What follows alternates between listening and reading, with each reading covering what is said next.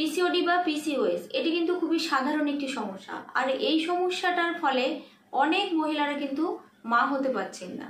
তো আজকের ভিডিওতে আমি এমন কিছু গুরুত্বপূর্ণ বিষয় নিয়ে আলোচনা করব যা আপনাকে পিসিওডি থেকে মুক্তি দিতে সাহায্য করবে এবং দ্রুতই কিন্তু আপনি মা হতেও পারবেন। তো ফ্রেন্ডস, একটি কথা মাথায় রাখবেন, এই যে পিসিওডি বা পিসিওএস এটি কিন্তু একটি লাইফস্টাইল ডিজিজ।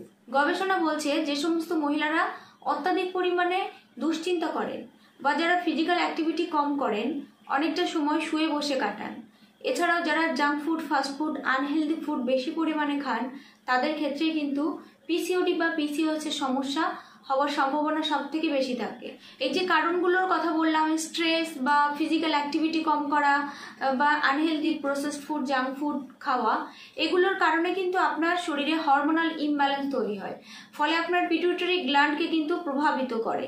এর ফলে আপনার শরীরে কিন্তু বিভিন্ন রকম সমস্যা তৈরি হতে থাকে, যেমন আপনার মেনস্ট্রুয়াল সাইকেল অনিয়মিত হয়ে যায়, আপনার ওভুলেশন সাইকেল অনিয়মিত হয়ে যায়, আপনার ওজন বেড়ে যায়, স্কিন খারাপ হয়ে যায়, মুখে ব্রণ বের হতে থাকে, মুখে লোম গজানো, চুল পড়ে যাওয়া। এছাড়াও আপনার যে মাস্টার গ্ল্যান্ড বা পিটুইটারি গ্ল্যান্ড, সেই পিটুইটারি গ্ল্যান্ডের সাথে আপনার ওভারির একটা মিসড কমিউনিকেশন হয়। তো আমাদের পুরো শরীর কিন্তু পরিচালনা করে পিটুইটারি গ্ল্যান্ড। তো যখনই আপনার শরীরে হরমোনাল ইমব্যালেন্স ঘটবে, তখন কিন্তু পিটুইটারি গ্ল্যান্ড প্রভাবিত হবে এবং আপনার যে ওভারি পিটুইটারি গ্ল্যান্ডের মধ্যে কিন্তু মিসকমিউনিকেশনের ফলে ওভারি থেকে যে ফিমেল হরমোন রিলিজ হয়, সেই ফিমেল হরমোনের পরিমাণ কমে যাবে, পুরুষ হরমোনের পরিমাণ কিন্তু বেড়ে যাবে। এর ফলে কিন্তু আপনার ওভারিতে সিস্ট হয়ে থাকে, এছাড়াও আপনার বন্ধ্যাত্বের সমস্যা দেখা দেয়।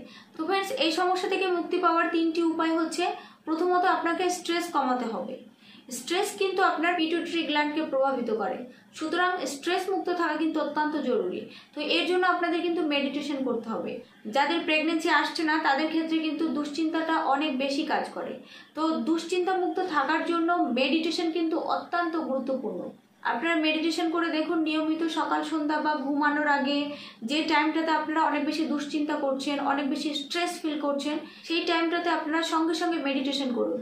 আপনারা যখন নাক দিয়ে শ্বাস নেবেন এবং মুখ দিয়ে শ্বাস ছাড়বেন, তখনই কিন্তু আপনার ব্রেন শান্ত হতে শুরু করবে। তো ফ্রেন্ডস, এরপরে যে গুরুত্বপূর্ণ বিষয় সেটি হচ্ছে ফিজিক্যাল অ্যাক্টিভিটি। ফিজিক্যাল অ্যাক্টিভিটি কম করার কারণেই কিন্তু শরীরে এত কিছু ঘটে যাচ্ছে।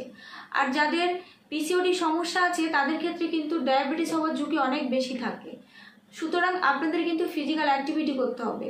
যেটা খাচ্ছেন, যে ক্যালোরি তৈরি হচ্ছে, সেটা কিন্তু বার্ন করতে হবে। সুতরাং নিয়মিত এক্সারসাইজ করবেন। ফার্টিলিটি বুস্ট করার জন্য গুরুত্বপূর্ণ কয়েকটি এক্সারসাইজ আছে, সেগুলো আপনারা অবশ্যই করবেন।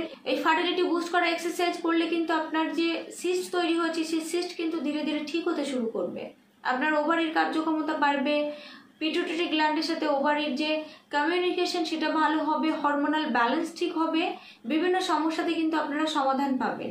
এরপরে যে বিষয়টি আরও বেশি গুরুত্বপূর্ণ, সেটি হচ্ছে আনহেলদি প্রসেসড বা জাঙ্ক ফুড আপনাদের খাদ্য তালিকা থেকে কিন্তু বাদ দিতে হবে। হেলদি খাবার আপনাদের খাদ্য তালিকাতে যুক্ত করুন। সেক্ষেত্রে আপনারা শাকসবজি এবং ফলের পরিমাণ খাদ্য তালিকাতে বাড়িয়ে দিন, প্রোটিনের পরিমাণ বাড়িয়ে দিন। যাদের ওজন অনেক বেশি, তারা অবশ্যই কার্বোহাইড্রেটটাকে কমাবেন। সাদা চালের পরিবর্তে যদি আপনারা ওটস, ডালিয়া, লাল চালের ভাত, লাল আটার রুটি খেতে পারেন, তাহলে কিন্তু আপনাদের জন্য অনেক উপকারী হবে। এর সাথে কিন্তু ময়দা, চিনি, লবণের পরিমাণ কমাতে হবে।